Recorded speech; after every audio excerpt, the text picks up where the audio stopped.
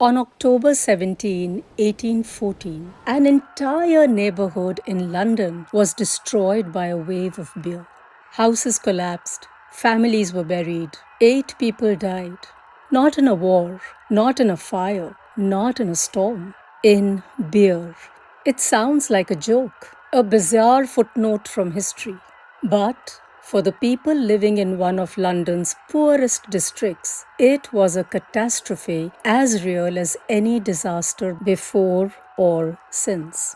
And beneath the absurdity of history's strangest flood lies a story about poverty, industry, and a dangerous truth humanity keeps learning over and over again. The things we trust most often fail without warning. London in 1814 was not the city tourists know today. This was a darker London, a city swollen with workers. Coal smoke hung over the streets. Disease spread easily. Entire families crowded into single rooms. Children worked long hours. Clean water was a luxury. For the wealthy, London was expanding. For the poor, survival was a daily negotiation. Nowhere was that reality more visible than St. Giles. The district had a reputation throughout the city. Overcrowded housing, crime, hunger, poverty so severe that many residents lived one missed meal away from disaster. Yet, even in a place accustomed to hardship, nobody imagined what was about to happen. Because towering above the neighborhood stood one of the largest breweries in Britain, the Mew and Company Brewery. And inside it sat giants, massive wooden vats reinforced with iron hoops. Some stood several stories high, each filled with porter beer. Porter was more than a drink. For working class Londoners, it was part of everyday life. A source of comfort, a source of calories, a small escape from difficult lives. Demand was enormous, and the brewery's solution was simple: build bigger, store more, produce more. So the vats grew larger and larger until they contained quantities almost impossible to imagine. An ocean contained inside a barrel.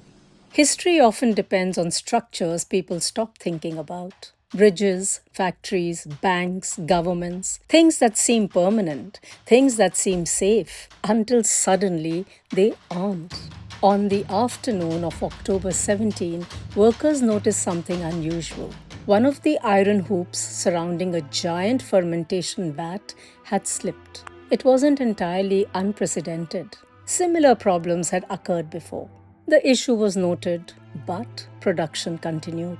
Because stopping operations costs money, repairs cost money, delays cost money, and small risks often become invisible when people live beside them long enough. Hours passed, then everything changed.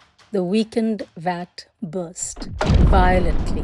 The explosion unleashed tremendous pressure. Nearby containers ruptured. More beer erupted outward. A chain reaction raced through the brewery. Within moments, hundreds of thousands of gallons had broken free. An industrial tsunami, a wall of liquid surging towards St. Giles. Witnesses later described a thunderous roar. Windows rattled, walls shook, then the brewery itself began to fail. Part of the structure collapsed, and the flood escaped. Imagine standing in a narrow London street. You heard a sound unlike anything you've ever heard. People begin shouting. You turn around, and rushing toward you is a dark wave carrying wood, brick, debris, and beer. Not a puddle, not a spill, a moving wall. The force smashed through buildings. Homes crumbled. Basements filled instantly. Rooms disappeared beneath the torrent. For many residents, there was no warning. One moment life was ordinary, the next, chaos. History records 8 deaths, but history has a habit of reducing people to numbers. Among the victims was a woman attending a wake. She had gathered with others to mourn a recent death. Then tragedy arrived a second time. Others were trapped inside basement dwellings as structures collapsed around them. Families, neighbors, ordinary people already living in fragile circumstances. And like so many disasters throughout history, the burden fell hardest on those with the fewest protections. Eventually, the flood subsided. The streets grew quiet. The impossible had become reality. Broken homes, shattered walls, shock, confusion. A neighborhood trying to understand how beer had become a deadly force. People searched for answers. Who was responsible? Could the disaster have been prevented? Should earlier warnings have been taken more seriously? These questions echo through history. Factories fail, buildings collapse, mines cave in, different centuries, different technologies, the same uncomfortable pattern. People trust systems. Small warnings are ignored. Then consequences arrive all at once. An official investigation followed. Many expected blame, punishment, accountability. Instead, the verdict stunned observers. The disaster was ruled an accident, an act of God. No criminal liability, no prosecutions, no public villain. The brewery survived. Business continued. The city moved forward, as cities always do, and the dead gradually became a footnote in history. Today, the London beer flood is often remembered because it sounds absurd.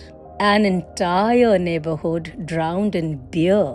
The sentence almost invites laughter. It appears in trivia books, history lists, internet memes. But that strange headline hides a deeper reality.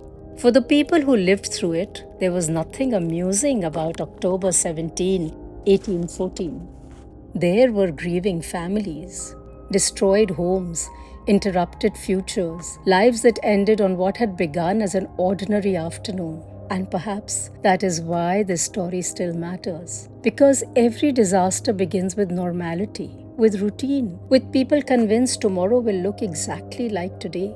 The barrel holds, the wall stands, the system works until one day it doesn't.